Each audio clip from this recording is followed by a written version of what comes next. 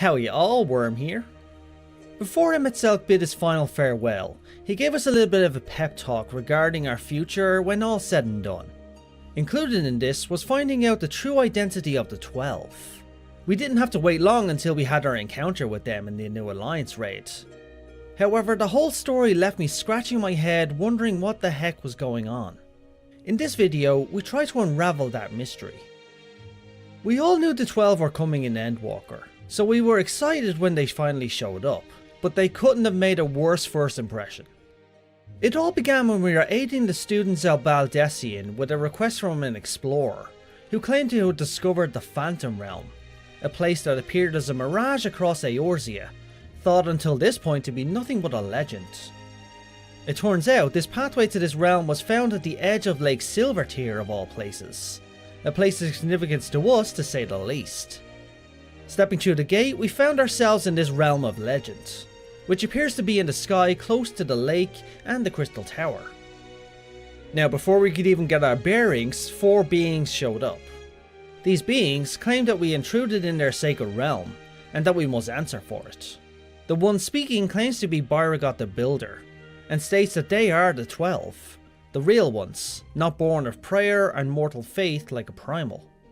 I was honestly surprised and a little bit excited, until he stepped over the line.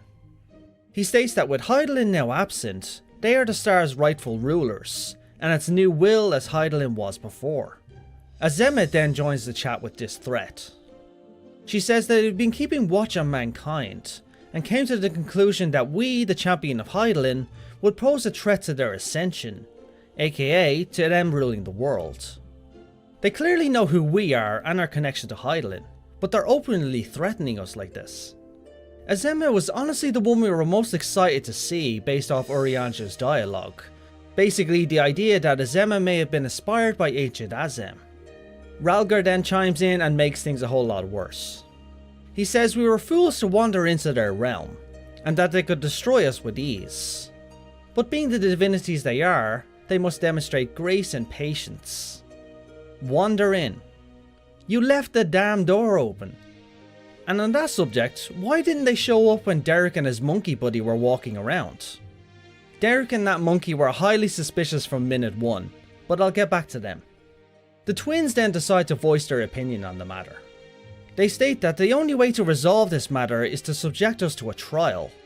In their words, weigh this mortal's worth. The others seem to be excited about this prospect, but claim that we wouldn't survive, but would at least provide some entertainment. G'raha then snaps back at them, stating that they suddenly appear and automatically expect us to comply with their wishes. The voice of reason speaking for the players right here. Thanks, G'raha. My thoughts at this time were, what the heck is happening right now? This lot knows what we did to the last divine level being that challenged us, right? And I'm sorry to you 4, but you're not on Hydaelyn's level, or Meteion's for that matter. Then they throw down the gauntlet, challenging us to show them our strength, our honor, and our spirit. Do you know what? Fine. Challenge accepted. This is going to be fun. And you know what? It was a ton of fun. The Alliance raid fights were a blast, especially Rhalgr's fight with that hand-shaped arena. It's been a while since we had a unique arena like that, and player reviews echo how they favoured it. After we defeat all 4 of them, we convene with Kryl and G'raha outside before they appear before us again.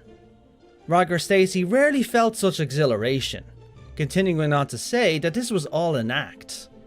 Byrmlimion replied that his part was merely to compel us to confront them in a trial. Azima shows remorse at the situation, stating it pained her to speak of her children so unkindly. You have to be kidding me here, right? They did all of this as some sort of test, with Byrmlimion then stating that just as men harbour hopes, so do gods. That to realise their aspirations, it was essential to do battle with us, and finishing that it was for this battle that they falsely claimed to rule the world. Alright, let's examine this part very carefully. They harbour some hope, for what they don't really explain, but it has something to do with us. He then states that to realise their aspirations, they needed to battle us specifically. This could be interpreted in one of a few ways.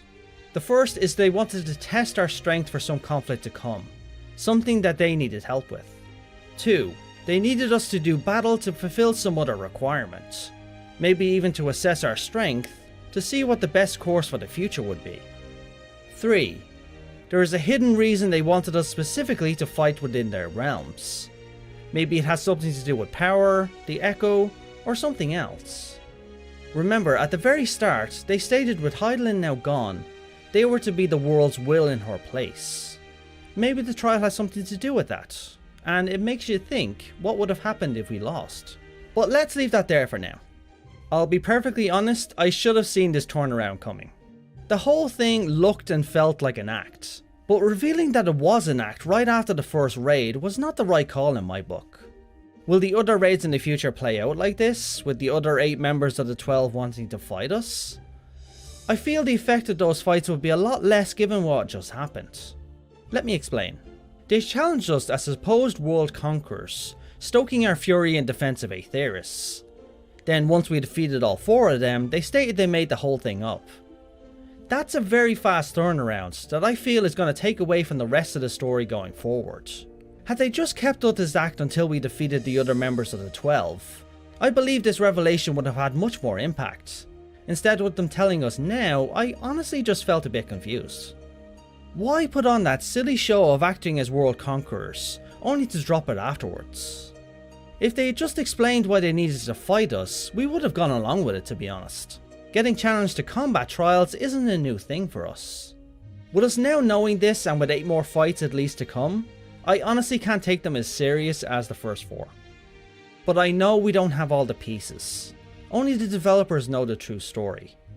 So that when the 3rd raid comes around, I'm sure all of this will make sense. After all this, Kryl asked them to explain what their hopes are. They replied that they can't, and if we wish to know the answer and more, we must discover it ourselves. They go on to say if we press on, we will arrive at the answer, and we will also understand why they hold their peace, and will thus learn the truth of their existence. Echoing back to Emet-Selch's challenge to us to find the true identities of the 12. All of this makes it extremely hard to trust anything they say, particularly after what happened when we first met. And honestly, I find it very funny that they act surprised that we don't take their word for everything they say. Later on, as we start to learn more about them, Derek questions if these beings gave rise to the faith Eorzeans have in them, or are they primals created by said faith? That's a very reasonable question, because during the final days I'd say there was no shortage of prayers to the 12 for salvation. Rhalgr then shows up in minion form, stating he thought they already made it clear to us before that they were not summoned beings. Rhalgr, we have no reason to trust what you say. Trust is earned, and in my book, you've done absolutely zero to earn it. Honestly, I love the lore of FF14 so much, but the story in this Alliance raid honestly feels forced. Now, onto one of the last pieces of this puzzle. Derek. He claims to be an explorer, and was the one that found the Phantom Realm's gate. Now, it's very possible he just chanced upon finding the gate, and then just decided to seek out the experts to help him out, but I have a different theory. Derek indeed found the gate and entered that Phantom Realm. He stated to us that the 12 didn't appear, but I'm not buying that for a second. My guess is that they actually did appear to Derek, and they tasked him with leading us there specifically to face them. I think he honestly acts far too casual about what's going on. I mean, we in G'raha have seen far more fantastical places and creatures than this realm on the 12. But Derek, not so much. I feel he knows more than he's letting on, and the 12 have probably tasked him as some sort of watcher and guide, to bring us on the path they wish us to walk. As for the Oppo Oppo, I'm not really sure what to make of it, to be honest. It's cute and all, but it's entirely possible it could be one of the 12's minions keeping an eye on events. Alright, so where does this leave us? The 12 tasked us with learning more about them, and I expect we'll be facing 4 more of them in the next raid, with the final 4 then in the raid after that. We know of current lore before Endwalker that the 12 once ruled over Eorzea, and when our races migrated over to this land long ago, they ceded the land to us, as they were impressed with our resilience and resourcefulness. We've seen that there are 4 more gates in the Phantom Realm, with elemental aspects matching the other 8 members of the 12. But there's also that final gate that's inactive and much larger than the others. We can only speculate at this point where that gate leads, but I have a feeling it's where our final battle will be fought.